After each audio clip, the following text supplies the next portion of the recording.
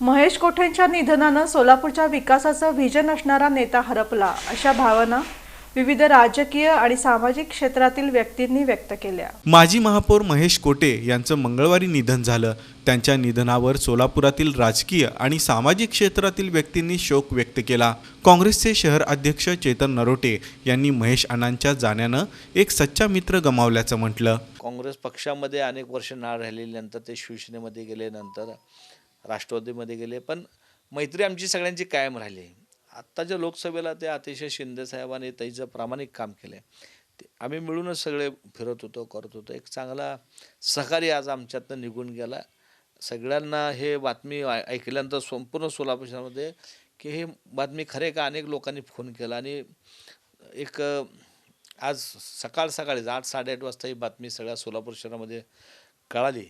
त्यामुळे आम्ही काँग्रेसचे लोक तिथे गेलो होतो, त्यांच्या मुलांना भेटलो। एक वाईट दिवस आजचा आमच्यासाठी सगळ्यासाठी ओघाला म्हणावं लागेल।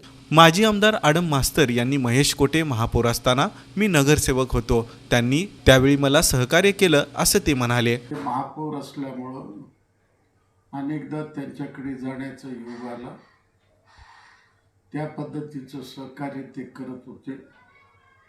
असं 1992 पासून त्यांच्याबरोबर माझे मैत्रीचे संबंध निर्माण झाले। 95ला आमदार झालो। अनेक प्रश्न त्यावेळेला महानगरपालिकेकडे प्रलंबित होते, त्यावेळेला त्यांच्या कानावर या गोष्टी घालायच्या। अशा पद्धतीनं त्यांच्याबरोबर गेले 32 वर्षापासून माझा मैत्रीचे संबंध आहे। अनेक वर्ष महानगरपालिकेचा किंग म्हणून वावरलेला, विशेष करून जुन्या घरकुलमध्ये पाणी, रस्ते आणि ड्रेनेज आणण्याची महत्त्वाची कामगिरी केलेला कैलासवासी महेश कोठे आपल्यामधून निघून गेलेले आहेत। याबद्दल मी समस्त श्रमिकाच्या वतीनं त्यांना भावपूर्ण श्रद्धांजली वाहतो। माजी नगरसेवक सुरेश पाटील यांनी महेश कोठे यांच्यामुळे शहरातील अनेक समस्या सुटलेत असं सांगितलं। परंतु या शहरामध्ये बघितलं, मोठमोठे उद्योगधंदे उभा झाले पाहिजे, IT पार्क आला पाहिजे, लघु उद्योग या ठिकाणी आलं पाहिजे, MIDCमध्ये गव्हर्नमेंट पार्क झालं पाहिजे। असं अनेक योजना त्यांनी आजपर्यंत कुठलाही लोकप्रतिनिधी करू शकला नाही। ते करण्याचं मानस त्यांचं होतं, परंतु गेल्या अनेक वर्षापासून त्यांनी आमदारकीला इच्छुक होते, 3 वेळा पडले। यावेळी 100% निवडून येणार होते, परंतु दुर्दैवानं त्यांनी या ठिकाणी त्यांचं पराभव झालं। परंतु त्यांचं जे काही स्वप्न होतं IT पार्कचं किंवा सोलापूर शहराचं विजन करायचं, सोलापूर शहरात कुठलेही बेरोजगार राहू नये, रोजगार मिळाला पाहिजे, या दृष्टिकोनातून त्यांनी काम करत होते। त्यांचं काम जे अधुरं राहिलेलं आहे ते कोठे परिवाराने आणि सोलापूरकरातले लोकप्रतिनिधींनी करावं, म्हणून त्यांच्या या दुःखद घटनेमुळे त्यांना भावपूर्ण श्रद्धांजली अर्पित करतो। महेश कोठेंसोबत राजकीय वैर होतं, मात्र नंतर ते आमच्याच पक्षात आल्यानं मी स्वतः त्यांचा प्रचार केल्याची प्रतिक्रिया माजी महापौर मनोहर सपाटे यांनी व्यक्त केली। खरं म्हणजे महेश कोठे ह्याच वेळी आमदार होणं शक्य होतं आणि झाला असता मी अतिशय अंतकणपूर्वक निवडणूक प्रमुख म्हणून एवढं काम केलं। महेश कोठे तुम आगे बढ़ो, हम तुम्हारे साथ है, अशा घोषणाने, अशा भाषणाने मी त्याच्या पाठीमागे राहिलो। महेश कोठे आगेच गेला, त्याचं दुःख आहे, त्याचा झालेला मृत्यू हा वेदनादायी आहे। या लहान वयात त्याचा मृत्यू होणं आणि तात्या कोठेच्या एक जिवलग संबंध असलेल्या तात्या कोठेंच्या कैलासवासी तात्या कोठे, विष्णुपंत कोठेंचं दोन्ही मुलं आज हयात नाहीत, त्यांचे पुतणे आता राजकारण करतायत। पण त्या कोठे परिवाराला लागलेला हा धक्का निश्चितपणानं एक वेदना देणारा आहे। परमेश्वर महेश कोटेच्या अमृतात्म्याला चिर शांती दे. महेश कोटेंच्या निधनानं पद्मशाली समाज पोरकं झालं, अशा भावना पद्मशाली समाजाचे अध्यक्ष सुरेश फलमारी यांनी सांगितलं. सोलापूर शहरासाठी काय तर करावं अशी त्यांची संकल्पना होती. सोलापूर महापालिकेत तुम्ही बघा, त्यांनी अनेक वेळा अभ्यासपूर्ण मागण्या करून शहराचा विकास कसा व्हावं हे महेश अण्णा कोटे यांच्या डोक्यात सतत राहत होतं. त्यामुळं आज जो निधन झालेलं आहे तो पद्मशाली समाजाला अत्यंत धक्कादायक होतं. 2000 साली ते सभागृहाचे नेते होते. त्यावेळेला महेश अण्णाला मी आणि हरिभाऊ गेलो तात्यांना मी भेटलो. महेश अण्णाला म्हटलं, अण्णा आज आपलं मार्कंडे मंदिर गेल्या 50 वर्षापासून तसंच आहे. ते म्हणाले तुम्ही आराखडा तयार करा. आम्ही आराखडा तयार केल्यानंतर त्यावेळेला महेश अण्णा कोटे यांनी सभागृह नेता असताना दुसऱ्या समाजाशी विरोध पत्करून जवळजवळ 70 लाख रुपये निधी दिला. त्यामुळे मार्कंडे मंदिराचं सुशोभीकरण झालं आणि तत्कालीन मुख्यमंत्री शिंदे साहेबांच्या हस्ते उद्घाटन झालं. त्यामुळं महेश अण्णांचं जे निधन झालं हे पद्मशाली समाजाला पोरकं करणार. पद्मशाली शिक्षण संस्थेचे सचिव दशरथ गोप आणि अध्यक्ष श्रीनिवास कॅतम यांनी महेश कोटेंच्या अध्यक्षतेखालीच शिक्षण संस्थेचा शतक महोत्सव पार पाडल्याच्या आठवणींना उजाळा दिला. आपण शिक्षण संस्था शताब्दी महोत्सव साजरा केलो. हे अत्यंत म्हणजे शिक्षण संस्थेच्या इतिहासातील अत्यंत आनंदाची बाब म्हणजे त्यांच्या कारकिर्दीत 100 वर्ष पूर्णचे प्रोग्राम म्हणजे कार्यक्रम महिन्याला एकदा असे. तेव्हा एक 1800 लोकांचं रक्तदान शिबिर, अनेक कार्यक्रम त्यांच्या कारकिर्दीत तेव्हा अध्यक्षपदाचे व समारोह तेव्हाचे केंद्रीय मंत्री माननीय सुशीलकुमार शिंदे व सिने ॲक्टर श्री चिरंजीव आले होते. समारोहसुद्धा झालेला आहे.